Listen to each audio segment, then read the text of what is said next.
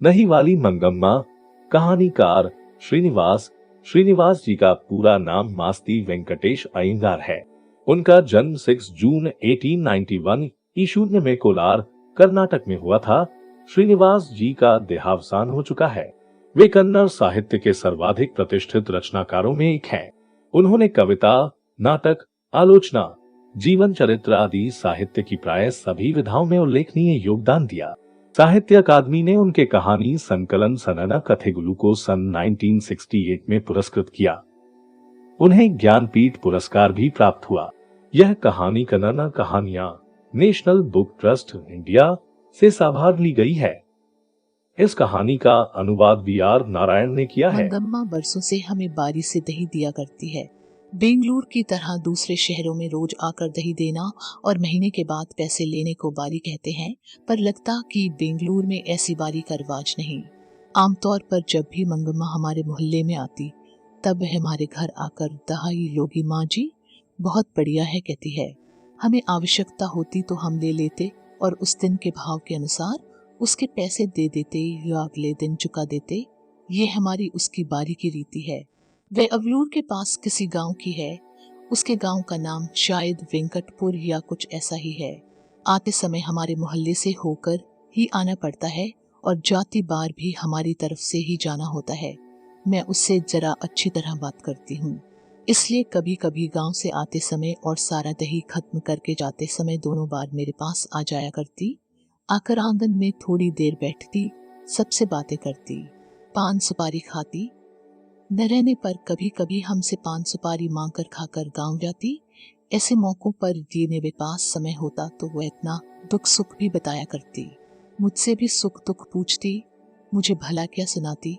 यही कि बिल्ली ने दूध पी लिया, चूहे ने कुम्हड़े में छेद कर दिया, तब वे तो उन्हें यह ही ऐसी है कहकर अपने अनुभव की बातें सुनाती। बाद में यह भी कहती कि इस दुनिया में किस ढंग से चलना चाहिए। मंगम्मा मुझे अच्छी लगती। मुझ में और उसमें बहुत घनिष्ठता हो गई। कोई 1 महीने पहले की बात है। मंगम्मा ने सवेरे सवेरे आवाज लगाई, दहा ई लोगी माँ जगी। मैं भीतर कुछ कर रही थी। मेरा बेटा बोला, आ लूंगा, और पास जाकर दहा ई दो कहकर उसने हाथ फैलाया। मंगम्मा ने मटकी से थोड़ा अच्छा गाढ़ा गाढ़ा दही निकालकर उसकी हथेली पर डाल दिया और बोली, जरा जाकर माँ जी को जल्दी से भेज दो, मुझे जाना है। इतने में मैं मंगम्मा बोली, माँ जी और सोने जैसा बेटा पैदा किया है। जैसे गुण तुम्हारे हैं वैसे ही उसे मिले हैं, पर इन सबसे क्या।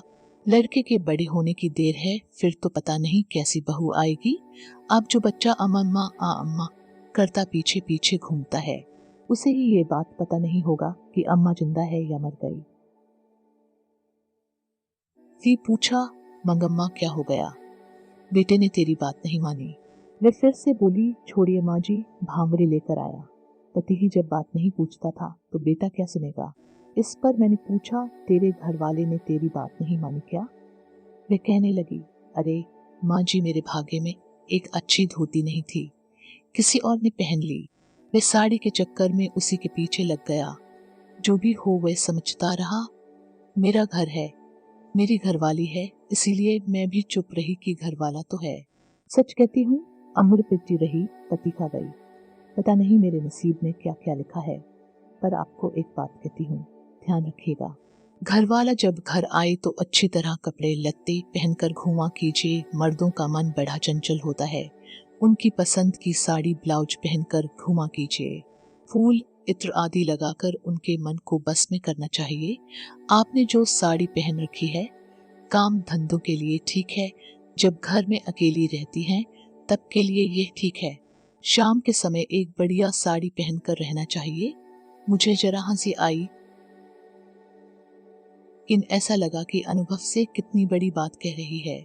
साथ ही यह दुख भी हुआ कि उस अनुभव के पीछे दुख छिपा है। मैं बोली, हाँ मंगम्मा, तुम्हारी बात 16 आने सच है। बाद में मंगम्मा बोली, देखिए माँ जी, आदमी को ढंग से बस में रखने के 3-4 गुर हैं। कुछ लोग कहते हैं कि टोना टोटका करो या जड़ी बूटी खिला दो। अरे कहावत है, दवा आ करने से तो मशान ही जगता है। लोगों की बातें नहीं सुननी चाहिए। कोई ना कोई स्वाद की चीज बना कर दीजिए। आंखों को तृप्त करने को अच्छी तरह से कपड़े लत्ते पहन ओढ़ कर दुखी रहने पर भी हंसकर बातें कीजिए। घर के लिए जो चाहिए एक बार खूब मंगवा लीजिए, पर बार बार मत मांगिए। पैसा पैसा जोड़कर जरूरत पड़ने पर 1-2 रुपए इन्हें थमा देना चाहिए। ये है सबसे बड़े टोने टोटके। घरवाली ऐसा करे तो घरवाला घर में कुत्ते की तरह रहता है, अगर ऐसा न करे तो गलियों में भटकता है। मुझे मंगम्मा की बात के चमत्कार से आश्चर्य हुआ। 2 इधर उधर की बातें करके मैंने उसे भेज दिया। कोई 15 दिन पहले जब मंगम्मा घर आई तो लगा कि वह बहुत दुखी है। मैंने पूछा, क्यों मंगम्मा, ऐसी क्यों हो? वह बोली, क्या बताऊं माँ जी, ऐसा लगता है मेरी किसी को भी जरूरत नहीं। ये कहकर उसने अपने पल्ले से आंसू पोंछे। ये पूछा, क्या हुआ? बेटे ने कुछ कह दिया। उसने कहा, हाँ माँ जी, कुछ ऐसा ही हो गया। बहू ने किसी बात पर पोते की खूब पिटाई कर दी तो मैंने कहा, क्यों री राक्षसी, इस छोटे से बच्चे को क्यों पीट रही है? तो मेरे ऊपर चढ़ बैठी। खूब सुनाई उसने। तब मैंने भी उससे कह दिया, मैं तेरे घर वाले की माँ हूं, तू मुझसे इतो जमान लड़ा रही है, आने तो दे उसे। वह महाराजा घर आया। उससे मैं बोली, देख भैया, इसने बेमतलब में अनजान बच्चे को इतनी जोर से पीटा। मैंने मना किया तो मुझे ही 4 सुनाती है। तू जरा अपनी घरवाली को अकल सिखा। पर बोली, मुझे क्या सिखाएंगे? कि अगर कुछ उधम करता है तो उसे मना करने का हक मुझे नहीं। तुमने जैसे इन्हें पैदा किया वैसे ही मैंने उसे पैदा किया, मुझे क्या अकल सिखाने चली है? जो भी हो माँ जी, वह उसकी घरवाली है। मैं माँ हूँ, उसे कुछ कहा तो पलट कर जवाब देती है, मुझे कहे तो मैं क्या कर सकती हूँ। इस पर वह बोला, हाँ माँ, वह अपने बेटे को मारती है तो तुम क्यों उसके झगड़े में पड़ती हो? तुम मुझे दंड दो। तब मैंने कहा, क्यों रे, मुझसे गलती ही हुई। मुझे बहुत गुस्सा आया माँ जी, बात मेरे मुंह से निकल ही गई। क्या कहता है रे, बीवी ने तुझ पर जादू फेरा है। वे बच्चे को पीटे तो भी ठीक है और मुझे गाली दे तो भी ठीक है, बहुत अच्छे कल वे कह दे, माँ को निकाल तो तू निकाल बाहर करेगा। इस पर वे बोला, और क्या किया जा सकता है माँ? अगर तुम ये कहो कि घरवाली रहेगी तो मैं नहीं रहती, और मैं रहूंगी तो घरवाली नहीं रह सकती, तो उस बेचारी को सहारा कौन दे? मैंने, मुझ बेसहारा का क्या बनेगा? तब उसने कहा, तुम्हारा क्या है माँ, तुम्हारे पास गाय बैल पूछा है, पैसा है, तुम्हें क्या मैं पाल सकता हूँ? मैंने पूछा, तुम्हारा कहना है कि मैं अलग हो जाऊं? इस पर उसने साफ कह दिया, तुम्हारी मर्जी, अगर तुम अलग होना चाहती हो तो रुकूंगा नहीं, मैं तुम्हारे झगड़ों से तंग आ गया हूँ। इस पर मैंने कहा, अच्छी बात है बेटा, आज दोपहर से मैं अलग हो जाती हूँ, तुम अपनी घरवाली के साथ सुख से रहो। फिर दही लेकर चली आई माँ जी। मैंने दही लेकर उसे पैसे दिए और कहा, जाने दो मंगम्मा, हाँ घर जाओ, ठीक से रहो, सब अपने आप ठीक हो जाएगा। अगले दिन मंगम्मा आई तो पिछले दिन जैसी दुखी नहीं दिख रही थी, लेकिन मन पहले की तरह हल्का नहीं था। मैंने पूछा, झगड़ा निबट गया कि नहीं? इस पर उसने जवाब दिया, वे निबटने देगी क्या? कल दही बेचकर गई तो मेरे बर्तन भांडे अलग रख दिए थे, एक कुटले में रागी और एक में चावल, थोड़ा सा नमक मिर्च सब एक तरफ रख खुद खाकर और अपने पति को खिलाकर पांव पसारे बैठी थी। आप बताइए माँ जी, झगड़ा कैसे निपटेगा? मैंने थोड़ा हिट्टू बनाकर खाया। शादी के बाद बेटा कभी अपना रहता है माँ जी। ठीक है, जब उन्हें नहीं चाहिए सी क्यों जबरदस्ती करूं? अलग ही रहने लगी माँ जी और रोज उस बच्चे को थोड़ा सा दही देकर बाद में बेचने आया करती थी। आज ठीक उसी समय वह उसे बच्चे को लेकर कहीं चली गई थी। मैं जानती हूँ कि उसकी यह चाल है कि मैं उस बच्चे से बात न कर पाऊं। इतनी छोटी सी बात की कैसी रामायण बनती जा रही है, मुझे आश्चर्य हुआ, पर मैं इसमें कुछ कर नहीं सकती थी।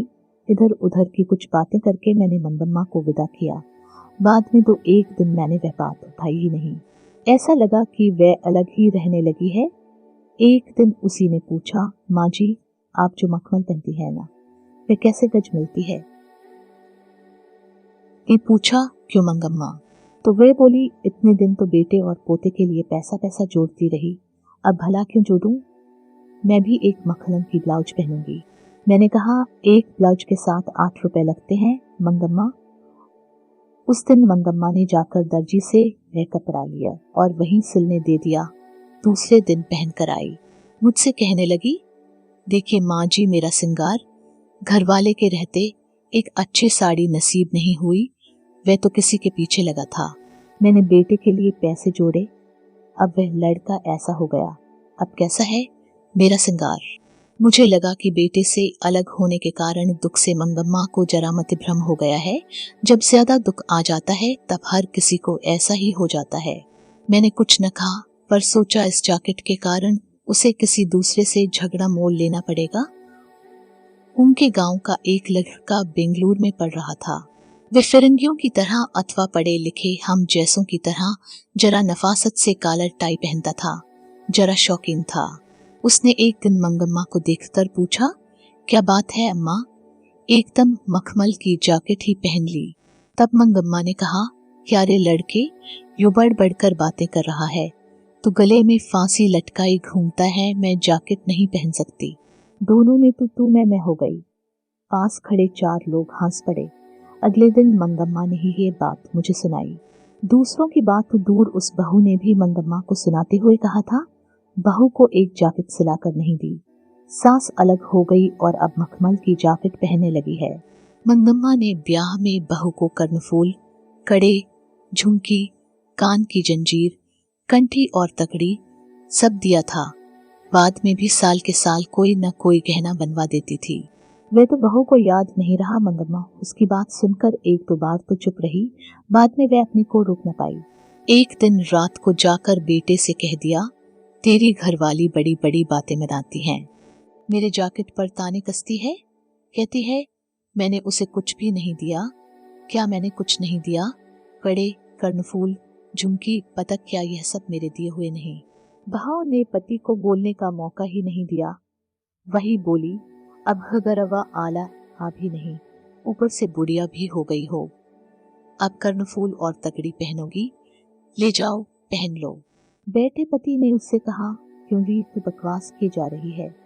फिर माँ से बोला, माँ मैं तुम लोगों का झगड़ा पसंद नहीं करता, अगर तुम्हें चाहिए तो सारे जेवर ले जाओ। मंगम्मा बोली, माँ जी, रास्ता चलने वाले भी इस तरह से बात नहीं करते। ए तो जेवर लेकर चली जाओ कहकर उसने सारा दोष मुझ पर ही मर दिया। अब ये जन्म किस लिए, यह सुनकर मुझे बड़ा दुख हुआ। वह भी इसलिए कि बुढ़िया ने अपने पोते को पीटने से मना किया था। भला यह सब क्या हो रहा है? बात मुझे बाद में समझ में आई। जहां भी देखो झगड़े का कारण ऐसा ही होता है। जब कोई एक दूसरे को पसंद नहीं करता तब छोटी बातें भी बड़ी हो जाती हैं। बेकार के झगड़े उठ खड़े होते हैं। उससे संबंधित सभी लोगों को बेहिसाब दुख उठाना पड़ता है। कुछ दिन बाद एक दिन मंगम्मा बोली, माँ जी आप बहुत भली हैं, मेरे पास थोड़े से पैसे रखे हैं, उसे कहीं बैंक में रखवा दीजिए, उन पर कई लोगों की आंखें लगी हैं। ये पूछा, ऐसा क्या हो गया? वे बोली, माँ जी कल ही की बात है, हमारे गांव में रंगप्पा नाम का एक आदमी है, वे कभी कभार जोर खेलता है, बड़ा शौकीन तबीयत का है। मैं तब दही लेकर आ रही थी तो कहीं से टपक पड़ा और पूछने लगा, क्यों मंगम्मा अच्छी तो हो? मैंने कहा, क्या अच्छा क्या बुरा, जो है तुम्हें पता नहीं। वे बोला, हाँ भाई तुम्हारा कहना ठीक है, आज जमाने में भला कौन सुखी है, आजकल के लड़कों की जबान का क्या ठिकाना। हमारी उम्र के लोगों को तो बस देखते रहना ही पड़ता है, और कर भी क्या सकते हैं। वह वैसे ही साथ चला आया। रास्ते में अमराई का कुआं है, वहां से गुजरते समय मुझे डर सा लगा। मैं सोचने लगी, पता नहीं ये क्या कर डाले। आंटी में काफी पैसे थे, कहीं इसी के लिए तो पीछे पीछे नहीं आया। वही बोला, जरा चूना दोगी? ने दे दिया। वह लेकर चला गया। आज भी आते समय वहीं आकर मिला। माँ जी इधर उधर की बातें करता करता बीच में बोला, मंगम्मा मैं जरा तकलीफ में हूँ, थोड़ा सा कर्ज दोगी? इस बार रागी बेचते ही लौटा दूंगा। मैं बोली, अरे भैया मेरे पास पैसे कहाँ? तब वह कहने लगा, जाने दो मंगम्मा, क्या हमें पता नहीं, पैसे को यहाँ वहां गाड़ कर रखने से भला क्या मिलता है। फिर थोड़ी देर बाद वही बोला, तुम्हारा बेटा तुम्हारे साथ रहता, तुम तुमसे कर्ज नहीं मांगता।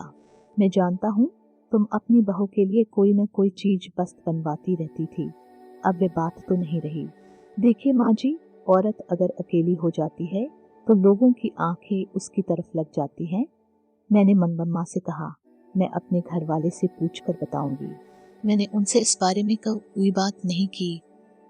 दूसरे दिन मंगम्मा ने दही लेने के बाद आंटी से एक थैली निकाली और कहने लगी, माँ जी जरा भीतर चलो गिन लो। मैं बोली, मैंने अभी उनसे पूछा नहीं, अभी रखे रहो, फिर ले आना।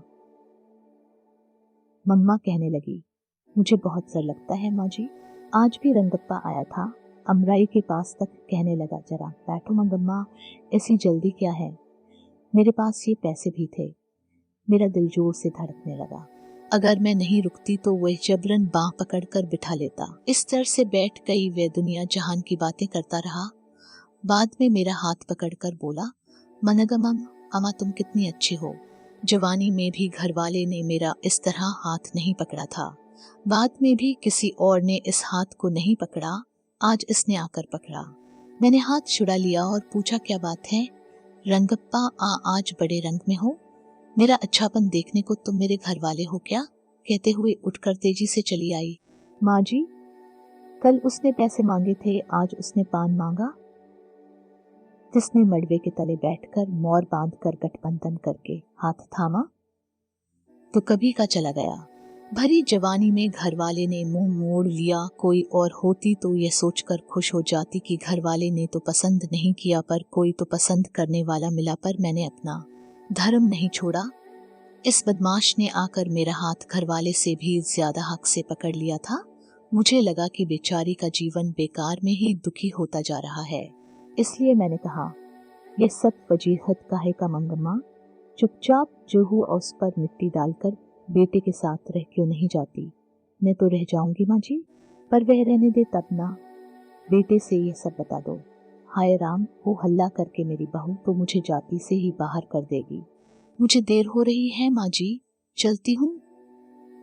कल मैं उनसे पूछ कर रखेगा, कहकर मंगम्मा चली गई। 1 घंटे बाद फिर आकर बोली, माँ जी आज एक बात हो गई। क्या। बच्चे के लिए थोड़ी सी मिठाई लेकर टोकरे में रख ली थी। मंगम्मा ने पहले ही बताया था कि उसके पोते को उसके पास वह आने नहीं देती, इसलिए मुझे यह समझ में न आया कि बच्चा कौन सा है। मैंने पूछा, किस बच्चे के लिए और कौन सा बच्चा माँ जी। मेरा पोता ही तो, तुम्ही ने तो कहा था वे तुम्हारे पास नहीं आने देते। उसकी माँ तो मना करती है, पर बच्चा क्या रुक सकता है, आंख बचाकर आ ही जाता है। कभी कभी जरा दूध पी जाता है, कभी दही मांग लेता है, थोड़ा सा कुछ मिल जाने पर नाच उठता है। जरा भी शोर मचाता है तो तल अरे माँ सुन लेगी कहते ही चुप हो जाता है। बच्चों का खेल ही तो असली खेल है। उसी के लिए थोड़ी सी मिठाई लेकर रखी थी। वह सुकापुर है ना, उधर से आ रही थी। वहां एक आम का पेड़ है ना, उस पर बैठा एक कौ झट से मिठाई की पुड़िया उठा ले गया।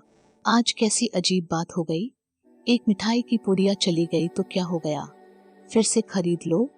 ये बात नहीं माँ जी। कहते हैं कि कौवे से आदमी का स्पर्श नहीं होना चाहिए, इसलिए कहा। उससे क्या होता है, कहते हैं उससे जान का खतरा हो जाता है। मुझे लगा कि मेरे दिन पूरे हो चले। बाद में यह सोचकर खुशी भी हुई कि चलो अच्छा हुआ, यह जन्म किसी को भी नहीं चाहिए। अच्छा है जल्दी से भगवान के चरणों में पहुंच जाऊंगी। जो भी हो आज ही हो। तुम भी कैसी पागलपन की बातें कर रही हो। पहले तो कौवे को आसानी से मिठाई मिल जाए ऐसे रख कर लाओ, अगर वह ले जाए तो कहो कि जान का खतरा। ये कौन सी अकल की बात है। जाओ चुपचाप घर जाओ। तो आपका ये कहना है कि कोई डर नहीं है। डर वर कुछ भी नहीं, जितना झगड़ा होता है, उम्र बढ़ती है। दोबारा उस बारे में मत सोचो, हंसते हंसते घर जाओ। मंगम्मा चली गई। मैं उसकी मानसिक स्थिति सोचकर आश्चर्यचकित हुई। बेटा चाहिए, बहू चाहिए, पोता चाहिए, साथ ही वे घर की बड़ी है, ये लालसा छूटी नहीं। जीवन के प्रति एक विचित्र सी ऊब, फिर भी मरने की इच्छा नहीं और अनिच्छा प्रकट करने का मन भी नहीं। हम सोचते हैं ये गांव के लोग हैं, कुछ जानते नहीं, कोई लुकाव छुपाव नहीं, तो भी लोगों की मानसिक स्थिति के पीछे परतों पर पड़ते हैं। बड़े घर में छोटा घड़ा समाया है, मैंने सोचा ये कैसा नाटकीय सूत्र है। मंगम्मा जब फिर से घर आई तो उसने एक समाचार दिया। अब पोता माँ बाप को छोड़कर उसके पास आ गया है। वह बहुत खुश थी। उसके साहस की प्रशंसा करते हुए बोली, बित्ते भर का छोरा है। माँ को छोड़कर चले आने का मतलब क्या है? कल दोपहर को आए लड़के ने कह दिया, फिर से माँ के पास नहीं जाऊंगा। इतने दिन चोरी चोरी आया करता था। जब वह घर नहीं पहुंचा तो माँ ने आकर शोर मचाया, पीटने की धमकी दी। मैं नहीं जाऊंगा कहकर वह मेरी टांग पकड़कर खड़ा हो गया और कोई चारा न देखकर मैंने कहा, जा बेटा। उसके बाप ने भी आकर बुलाया, पर मैं नहीं जाऊंगा कहकर वह मेरे पास ही रह गया। काजी 10 दिन से अकेले घर में सोती थी। जरा डर भी लगता था। जो भी वो मर्द का बच्चा है, देखो भगवान ने उसको कैसी अकल दी। जवान बेटे ने मुंह मोड़ लिया और ये बित्ते भर का पोता, मैं तो हूँ, तुम चिंता मत करो कहकर आ ही गया। बहू ने तो सारी रात महाभारत मचाया। लाख चोर लगाने पर भी वह नहीं गया। यहाँ आते समय तक अकेला कैसे रहेगा कहकर उसे उसकी माँ के दरवाजे पर ले जाकर खड़ा किया। जब वह भीतर चला गया तब मैं यहाँ आई। अब अगर वह बच्चे को पीटे तो क्या करोगी? अरे माँ जी, क्या उसे इस बात की खुशी नहीं होगी कि बेटा एक बार तो घर आया है? पास रहे तो मारने को मन करता है। देखो माँ जी, जब हम इकट्ठे थे तब मुझे कभी ये नहीं लगा कि मेरी बहू सुंदर है। अब दूर से देखती हूँ तो उसकी भौहें चढ़ी ही रहती हैं, वैसे बड़ी सुंदर दिखाई देती है। इसलिए तो मेरा बेटा उस पर लट्टू है। भी ऐसा ही है। तब ये पता नहीं चलता था कि कब घर आता है और कब खेत पर जाता है। अब मैं घर के दरवाजे पर बैठी ये देखती रहती हूँ, इतनी जल्दी क्यों चला गया? इतनी देर तक क्यों नहीं आया? माँ जी, उसे भी तो ऐसा ही लगता होगा ना। यदि वह पीटेगी तो कल दही बेचने निकलूंगी तो मेरे साथ ही चला आएगा। 9 महीने पेट में रखकर पीर सहकर पैदा किए बच्चे को छोड़ देगी। मुझे यह सोचकर आश्चर्य हुआ कि वह कितनी दूर तक सोचती है। मुझे लगा कि कुछ दिनों में उनका झगड़ा निबट जाएगा और सभी सुखी रहेंगे। हुआ भी ऐसा ही। 2 दिन बाद लड़का माँ के पास गया, पर उसके दूसरे दिन ही दादी के साथ मैं भी बेंगलुरु जाऊंगा कहकर जिद पकड़ ली। बेचारी बुढ़िया के लिए सिर पर दही की मटकी वाला टोकरा और गोद में पोते को लेकर 3 मील चलना असंभव था। उसकी समझ में न आया कि क्या करे। बेटे और बहू ने आकर समझाया, उस दिन हमसे गलती हो गई, तुम भी गुस्सा करके यूं रहोगी तो कैसे चलेगा माँ? कि 4 बड़े बूढ़ों ने भी उसे समझाया। वे भला क्यों अपना बड़प्पन खोती? मंगम्मा अपनी इच्छा से ही फिर खुशी खुशी अपनी बहू के साथ रहने लगी, परंतु पोता तो दादी के पास ही रहने की जिद पड़ के बैठा था। इसलिए एक नया प्रबंध शुरू हुआ। शुरू से ही दूध दही का व्यापार मंगम्मा के हाथ में था। बहू के आने पर भी संगम्मा ने उसे अपने हाथ में ही रखा। जब कोई बहू बनकर आती है तो घर के खाने पकाने की जिम्मेदारी भी उस पर पड़ती है। वास्तव में बात यह थी कि दही बेचने पर 4 पैसे हाथ आते थे। अब पोते ने सदा दादी के पास रहने की हट पकड़ी थी। बहू बोली, इतनी धूप में इस उम्र में तुम क्यों बाहर जाती हो? भला कितने दिन यह काम कर सकोगी? घर में ही खाना पीना बनाकर मालकिन की तरह रहो। दही ने का काम मैं देख लेती हूँ, ठीक है कह दिया। साथ ही ये भी कहा कि कभी कभार मैं चली जाऊंगी, रोज जाने का काम तुम ही करो। एक दिन सास बहू दोनों आई। एक की गोद में बच्चा था, दूसरी के सिर पर मटकी वाला टोकरा। यह है माँ जी मेरी बहू। बुढ़िया बेचारी अकेली क्यों रहे, सोचकर इसने फिर से मुझे अपने साथ बुला लिया। साथ ही ये भी कहा कि तुम बेकार में धूप में मत घूमो। मैंने भी मान लिया है, आगे से यही दही बेचने आएगी। यह बताकर मंगम्मा ने बहू को हमें दिखाने दिया।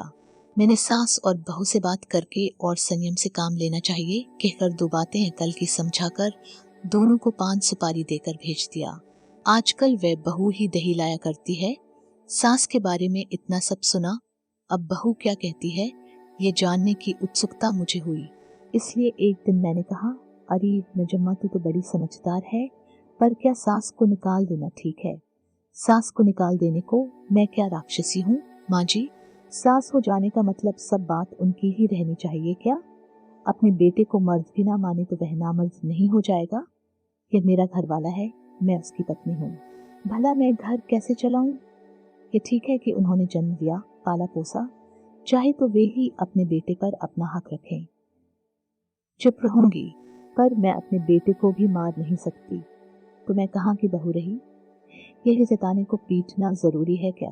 बेटा तुम्हारा मारना, प्यार करना तो चलता है, पर जब मारने पर पूछती कि क्यों मारती है, तब प्यार करने पर क्यों नहीं पूछती? इसलिए इन सब से कौन माथा पच्ची करे? मेरा बेटा मेरा है, मेरा पति मेरा होना चाहिए। बहू होकर मैं अगर एक बात न कह सकूं, एक थप्पड़ न लगा सकूं, तो मेरा घर चलाना किस काम का? मुझसे मंगम्मा ने जब अपनी बात सुनाई थी, तब लगा था कि उसकी बात सही थी। अब इसने अपनी बात कही तो लगा इसकी बात भी सही है। मैंने पूछा, तो अब तुम्हें घर में कुछ छूट मिली? अब पहले से जरा ठीक है? जो भी हो जरा संभल कर चलना ही पड़ता है। अगर झगड़ा करूं तो मेरी सास पता नहीं किसे सारे पैसे दे डाले। हमारे गांव में रंगप्पा नाम का एक आदमी है। जब मेरी सास अलग थी तब उसने मेरी सास से कर्ज मांगा, वह देने को तैयार हो गई थी। यह रंगप्पा से ही पता चला था। तब मैंने बच्चे को सिखाया, तो अपनी दादी के पास चला जा, वह मिठाई देती है, हमारे घर कदम मत रखना। झगड़ा किसी तरह निपटाने को मैंने यह सब किया माँ जी। तो पोता दादी के पास अपने आप नहीं गया, बच्चा भी गया, मैंने भेज भी दिया माँ जी। ये सब बताने की बातें थोड़े ही हैं। आदमी लोग ये सब कहाँ समझते हैं। मुझे ऐसा लगा कि मंगम्मा भी अक्ल से कुछ कम नहीं। उस घर में अब सास और बहू में स्वतंत्रता की होड़ लगी है। उसमें माँ बेटे और पति पत्नी है। माँ बेटे पर से अपना हक नहीं छोड़ना चाहती, बहू पति पर अधिकार जमाना चाहती है। यह सारे संसार का ही किस्सा है। इसकी हार जीत क्या होगी ये कहा नहीं जा सकता। पानी में खड़े बच्चे का पांव खींचने वाले मगरमच्छ की सी दशा बहू की है, ऊपर से बांह पकड़कर बचाने की सी दशा माँ की है। बीच में बच्चे की चेष्टा करने वाले को कष्ट होता है। गांव में ये बात दही बेचने वाली मंगम्मा के घर में है, तो शहर में दही लेने वाली मंगम्मा के घर में भी है। ये नाटक चलता ही रहता है। इस नाटक का कोई अंत नहीं है।